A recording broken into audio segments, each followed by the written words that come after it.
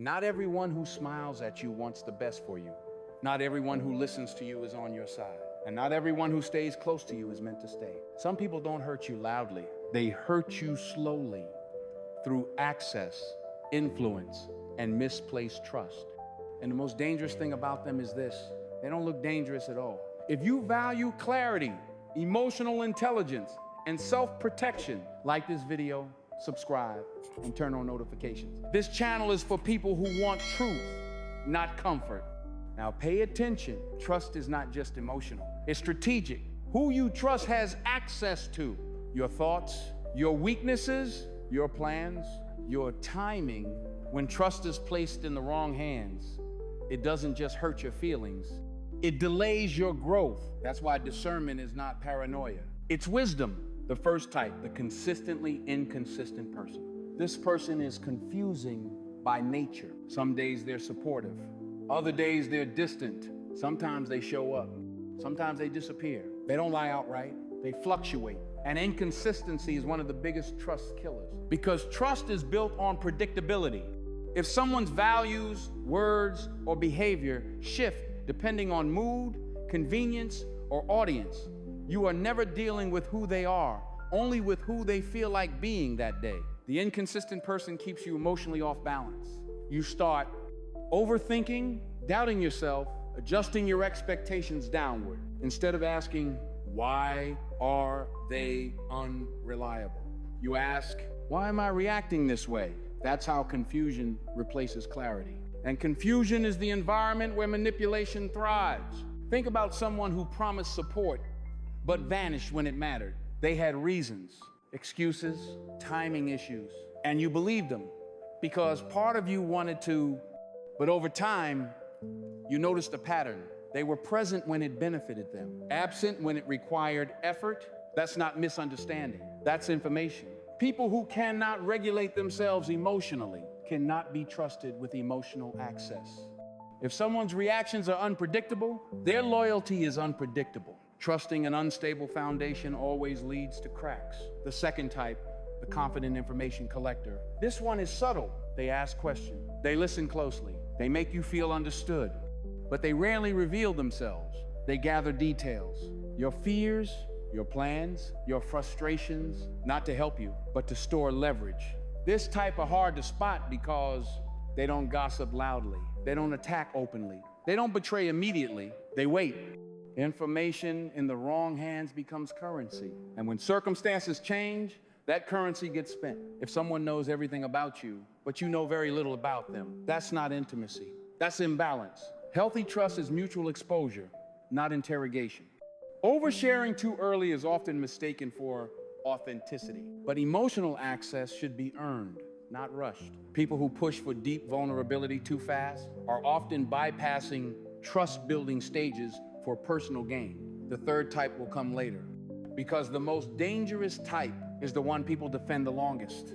And understanding them requires a deeper shift in awareness. Most people don't miss red flags because they're blind. They miss them because they're hopeful. Hope makes people explain away behavior that should be questioned. Hope convinces you that patience will fix patterns.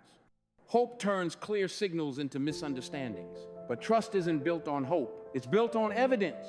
And evidence shows up in behavior consistently. The third type, the supportive saboteur. This is the most dangerous one because they don't oppose you openly. They don't compete loudly.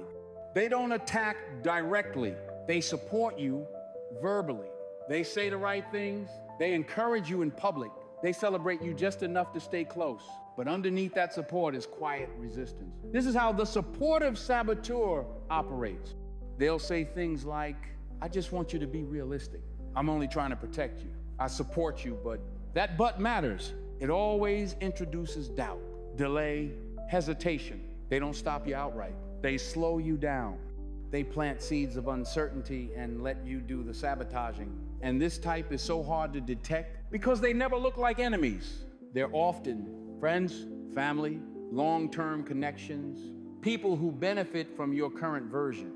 Your growth threatens the comfort of those who rely on you staying the same. And not everyone wants to lose access to who you used to be. Some people don't want to fail themselves. They want you to stay small.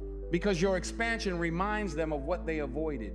Your courage exposes their fear. Your progress reflects their stagnation. So instead of confronting their own limits, they subtly question yours. Not out of hatred, out of insecurity. There's a moment when you realize some people clap for you, but don't move their feet. They praise your ambition, but don't help you walk toward it. They like the idea of you succeeding as long as it doesn't disrupt their position in your life. That realization changes how you listen. Longevity does not equal loyalty. History does not equal integrity. Some people stay close for years, not because they're trustworthy, but because access benefits them. Trust isn't measured by how long someone has been around. It's measured by how they behave when. You grow, you struggle, you change. You no longer need them the same way. The cost of trusting the wrong people. When you trust the wrong people, you pay in. Delayed growth, emotional confusion, self-doubt, missed opportunities, you start shrinking plans, lowering expectations, second-guessing instincts, not because you're incapable, but because the environment around you isn't clean. Pulling back doesn't make you heartless. It makes you aware. Awareness teaches you this. Not everyone deserves the same level of access. Some people get proximity, some get conversation, some get distant. That's not cruelty, that's structure. Trust should be revealed in layers. Watch how people handle information. Respond to boundaries. React to your success. Speak when you're not around. People expose themselves over time. You just have to stop rushing intimacy. When you stop giving trust automatically, something powerful shifts.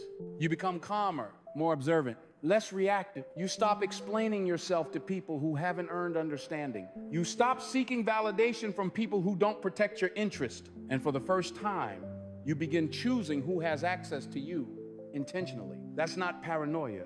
That's maturity. Trust is not about comfort. It's about safety. Someone you trust should. Protect your name when you're not present. Respect your boundaries without resentment. Celebrate your progress without competition. Speak honestly without trying to control you. If trust puts you in a position where you constantly doubt yourself, that trust is misplaced. As you sharpen your awareness, your circle naturally changes. Some people fall away. Some conversations grow quiet. Some connections weaken. Not because you became distant, but because you stopped participating in dynamics that required confusion to survive. Discernment reduces noise, and silence often follows clarity. But that silence is peaceful, not empty. You outgrow someone when you no longer feel safe sharing good news. You feel drained after every interaction. You constantly explain your choices. You sense subtle resistance to your growth. Growth exposes misalignment, and misalignment doesn't require confrontation. It requires distance. Your intuition sharpens when you stop ignoring it. You begin noticing patterns. Who disappears when you need support? Who listens only to respond? Who benefits from your vulnerability? Who subtly enjoys your confusion? Patterns don't lie. People do, often unintentionally. Your job isn't to accuse, it's to adjust. The strongest boundaries are not loud. They are consistent. You don't announce them.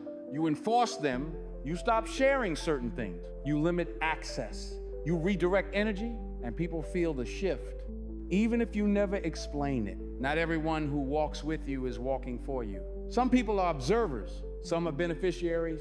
Some are temporary. Trust should never be based on familiarity alone. It should be based on character, consistency, and alignment. If this message sharpened your awareness, like the video so it reaches someone who needs protection, not pressure. Subscribe and turn on notifications for more grounded insights on more motivational and inspirational messages. And if you're choosing clarity over confusion, comment. I choose discernment. Remember, not everyone deserves access to you.